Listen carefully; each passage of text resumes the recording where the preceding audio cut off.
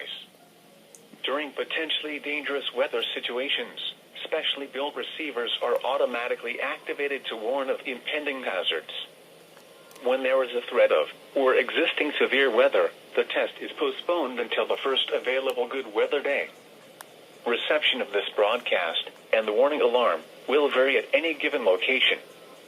This variability, normally more noticeable at greater distances from the transmitter, may occur even though you are using a good quality receiver in perfect working order. The warning alarm will be activated for warnings in selected watches affecting locations in portions of West Kentucky, Southeast Missouri, Southern Illinois, Southwest Indiana, and Northwest Tennessee. This concludes this test of NOAA Weather Radio's warning device. We now return to our regular programming.